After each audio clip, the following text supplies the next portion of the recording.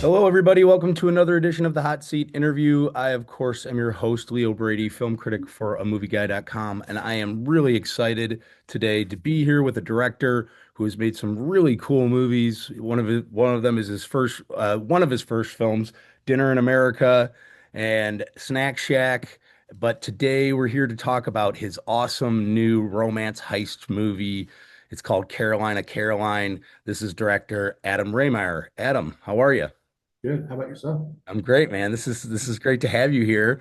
So I don't know if you've seen my show, but the first question we ask every guest is you have to think of what is the movie for you that maybe you saw when you were a kid that made you say, I want to be a movie director. I want to make movies. Wow. Well, I know what it is. It's probably a delayed reaction.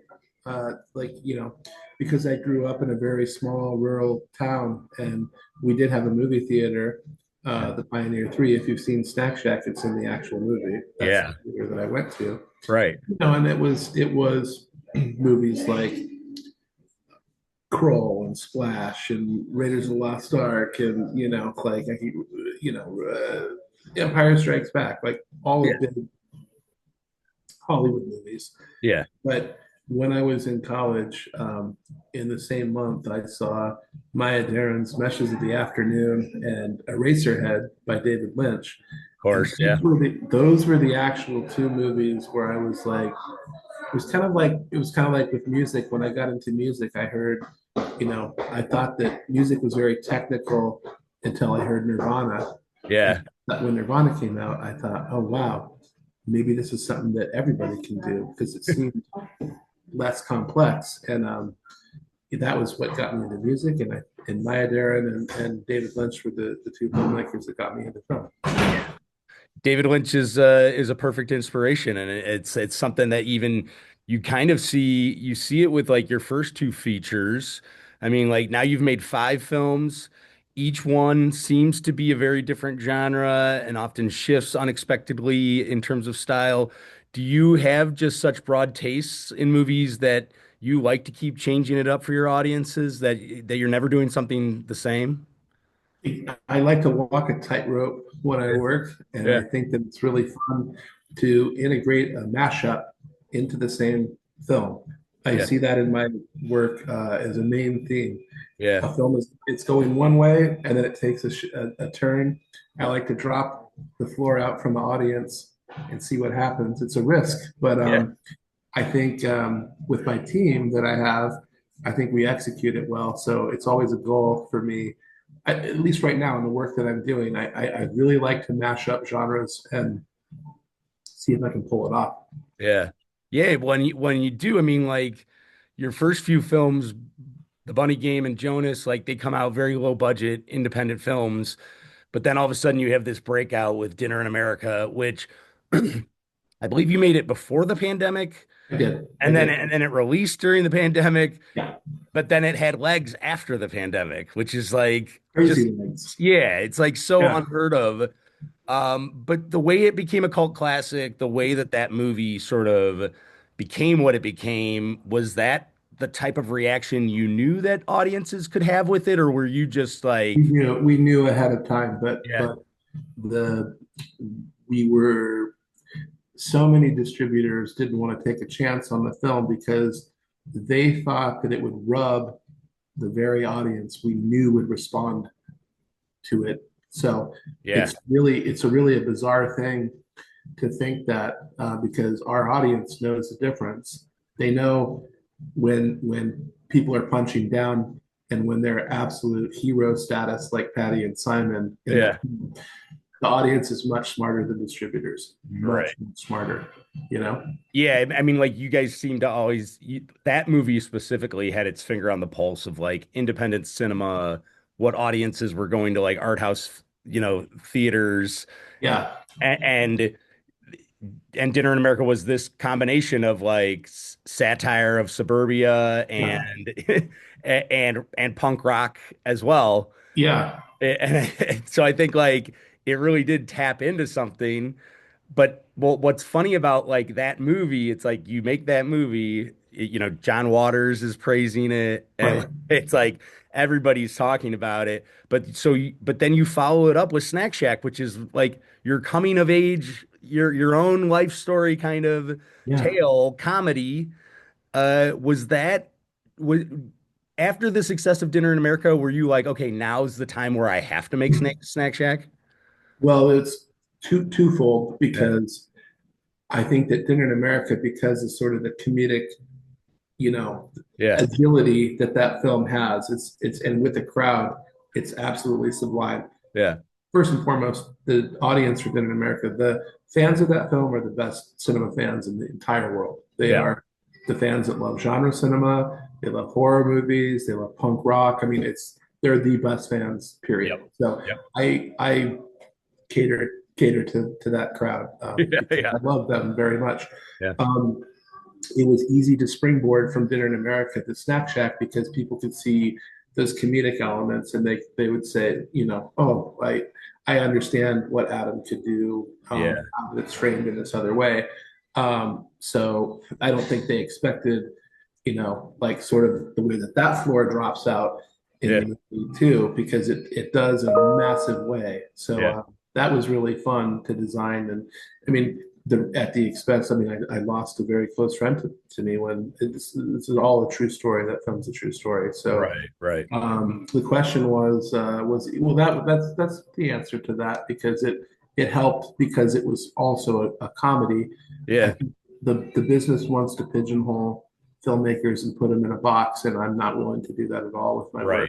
Right. I love, just like everyone, I love all genres of movies, and I Yeah. like to dabble and touch a little bit of everything. I have westerns, I have epic crime stories, I have the same things that I like to go watch and see.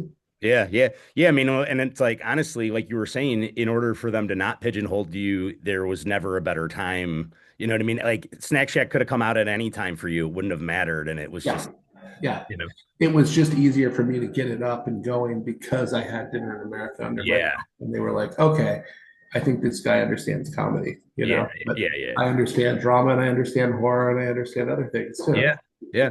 Well, so let's talk about Carolina, Caroline. I mean, you're making this romance mixed Bonnie and Clyde sort of movie. But it's also the first time that you are not the sole writer of the screenplay. That is What, true. yeah, was that something different, difficult, challenging for you in terms of letting go of like what the narrative was going to say? Um, I think each time I do something, I like to make myself vulnerable in a way too. And Yeah. stepping outside of like design, where when I write something, the what becomes our shooting script is locked and it doesn't move. It doesn't Yeah. change. It's like that's the gospel. This is what we're doing, and that's what we execute. Yeah. With Tom's script, I could come in and it felt so liberating to be like, I like this part. I don't like this part. Let's change this. Yeah. Let's keep that. So it was just a new way to work that I'd never experimented with before. Up until that point, I generated everything myself. Now I'm very open to that idea, but Yeah. you do a director's pass on it. You find, because there's thousands of brilliant screenwriters out there, and there's thousands of amazing scripts that have been sitting dormant forever that Right. only got produced. So when I find something that I really like, every now and then there's a few of them that have been like, because I have 12 or 13 things circling at all times, and Yeah. Yeah. that I've attached to. Yeah. And you're trying to push them and get them up, and like I have two or three I'm pushing right now to do. I Yeah. have one in the can that I've already shot that is close to being done. Awesome. But yeah, I'm that part was very liberating to not be so precious about what you've done, because when I'm writing, I'm also designing at the same time. I do it shot for shot. Yeah. So throwing that out and like having a new thing that you don't have a year or two of energy behind is cool. It's very, very liberating. Yeah, yeah, yeah. Well, and then so second time working with Kyle Gallner seems to be someone that you just clearly gel with. Yeah. How did that relationship grow from Dinner in America to Carolina, Caroline? all the heartbreak and disappointment that we had to endure together as Yeah. Kyle knowing what the film should do, me knowing, Emily knowing, we all knew, the producers, we all knew what it should do. Yeah. It wasn't allowed to do what it was supposed to do until the miracle of TikTok, Yep. having it organically generate billions of impressions, like 2 billion impressions in a very short amount of time, was insane. That Yeah. was literally insane Yeah. off of our little indie movie. Yeah. So, Kyle and I, we we're just really close friends. And I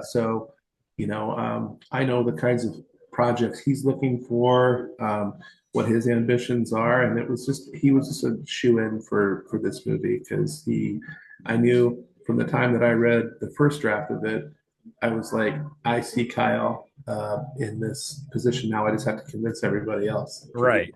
Yeah. the right Well, when you got him teamed up with Samara Weaving, I mean, like she is, I think she is just the constant professional and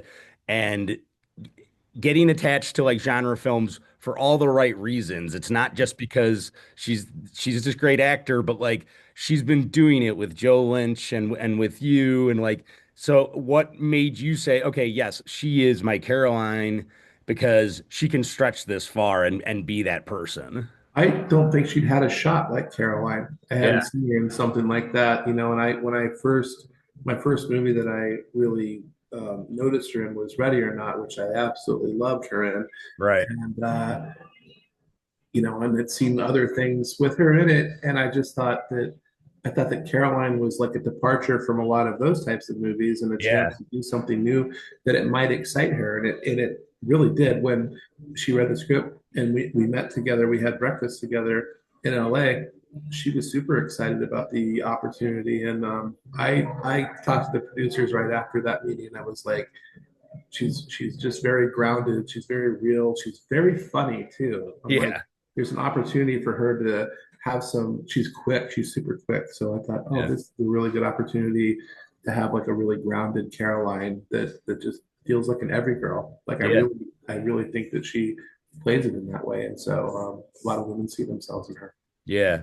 Yeah, but well, and I think what I often like to ask directors too is about like your directing style with actors like this. I mean, you have this amazing.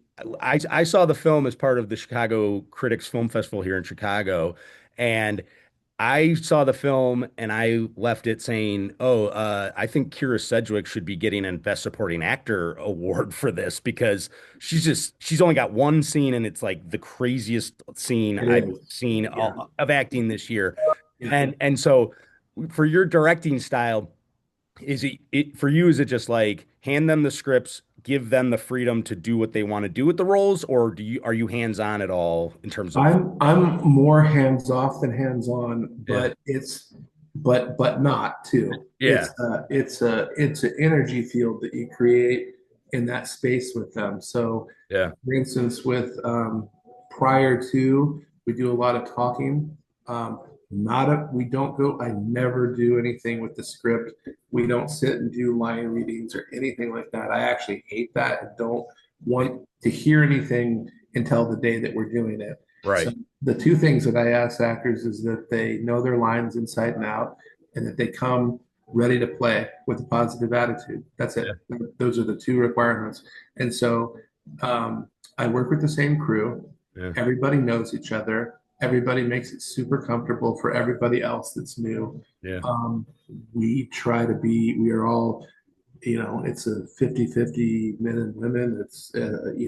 We try to make it as accommodating and comfortable as possible. It's still time is of the essence with, Yeah. Right. so you don't, but I really like to find it on the day and let them play. Yeah. They're all professionals. They all know what they're doing. I'm only going to cast you because I know that you're a pro and that Yeah. you're going to come in and I think that casting is 85-90% of it. Yep. Not to dismiss what a director does, but what a director does a lot of times is very invisible because it's a vibe or a feeling. actors look at me, and sometimes I'll just look at them, and it might be the slightest eyebrow movement or something, and they just know what it is. Yeah. Yeah. And they know when it's the right take, the wrong take. I know it's a lot of telepathy on my sets. There's a Yeah. lot of telepathy. I can look at Rick, my focus puller, and Rick knows exactly what I'm thinking about that last take, and he Yeah. doesn't have to say anything. He just Yeah. knows. So it's but you also are a parachute. If actors do need, they want questions answered, you have to have them like that. So Right. it's not an excuse. It's not something. I'm not just a person in a chair sitting there. Yeah. Uh, it's you have to you have to delegate to a lot of people because ultimately there has to be a cohesiveness to your body of work and your films, and I feel mine might have that stamp on them that feels like what you're getting when Right. if even if you don't know what the film is going to be, you can feel me through that. So Yeah. uh, that's really just being able to delegate well down through your heads of departments and also inspire your actors or be that parachute if they need it. Yeah, well, that's what I was gonna say. I mean, it seemed like for Kira, like it's such a vulnerable role and a vulnerable like performance, and you're just like, it makes sense how he can get that out of somebody because there is this open environment of artistry, right? Like everybody's an artist and putting their craft to work. And you're talking about we shot the bulk of what we did with Kira in one day. Wow. Yeah. So, you're talking about a 12-page scene that we're going to cut down to probably 9, Yeah. but everything has to get executed. We had her for 2 days, Yeah. but I promised her that I wouldn't flow break her. I promised her that I would like shoot out her coverage all in one take because a lot of productions would say, well, this is 12 pages. Let's do 6 today and 6 tomorrow. Well, Right. how the hell do you do that in that scene and Yeah. have it have that continuity? Like, Yeah. you really need to do the whole thing in Yeah.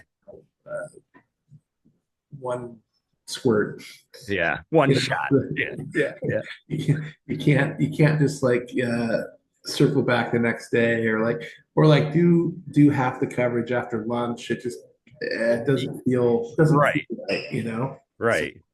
I hate lunchtime on film sets. I really do because I really hate the first shot after lunch more than anything. Yeah. Yeah, because it ruins the flow and it like you said, it seems like your sets have vibes and it's something that everybody gets on board with. I heard Wes Anderson likes people to eat soup or something like that. I think that's actually really brilliant. I That is think it is. yeah, And yeah, the Dolly Grip bitch that he wanted steak or something like that. But I yeah. think I actually kind of like Wes's idea about just having some soup off to the side and like go help yourself. But like it's Right. like I really do. Lunch is the gigantic killer. I can say that. I Yeah, can say that. It's something I don't like. I don't really right. like to eat when Who we're shooting. yeah, who knew? I mean, like you got to be all business and you got to make the magic happen, right? The soup man knows. Yeah, yeah. What so all right, my final question. You've made like horror, dark comedy, coming of age. This is like bank robbers and heists sort of all wrapped into one. Do you have a bucket list genre film that you're like, and maybe it's the film you like you said you already have it in the bucket, or what's your bucket list movie that you're like, I need to make this type of movie? I did that one. I mean, but it was sort of random too. I gave the producers that were financing it the option of 3 things. They said, bring us 3 things, and they picked this one. And Yeah. I was like, oh fuck, now I have to write this one, because it Yeah. was really out there. And I was like, okay, let's do Yeah. that. Yeah, I have true crime. I have very sprawling, epic true crime. I have wacky bios that are just amazing, bios that like that are the world needs to see. Like they're not the obvious, Judy Garland story or whatever the fuck, but Right. Right. they're from peripherally like cool things. You're like, oh fuck yeah, Yeah. I want to see that story. Yeah, absolutely. Right. Right. So I'm attracted to things like that, and I'm attracted to like loud, bold characters. I like them big and bold, but I like quiet things too. Yeah. So It's I just mean, from all over the place. yeah, from seeing many of your films already now, like I think you are like primed to do a Western. I know like Caroline has a little bit of a like a neo-Western kind of feel to Yeah. it too, but like it feels like you should be working with horses and getting into the dirt.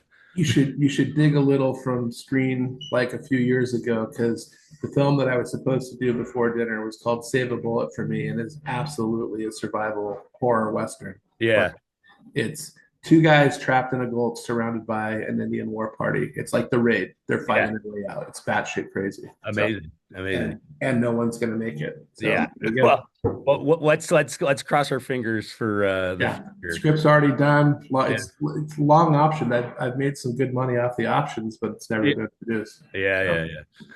All right. Well, Adam Rehmeier, thank you so much for talking with me today. Caroline is going to be in theaters everywhere this Friday, June 5th. Thank you so much. Congratulations on this film. I hope everybody goes out to see it. It's thank fantastic. you. I appreciate you. And I'm in Chicago today. Head to the music box tonight. So Oh, awesome. Yeah, we'll get audiences to go to the music box. That is the best place to see Caroline. yeah, So, absolutely is. yeah, can't wait. All right, Adam Rehmeier, thanks so much. Thank you, Leo. Appreciate you, brother. Yep, bye-bye. Bye.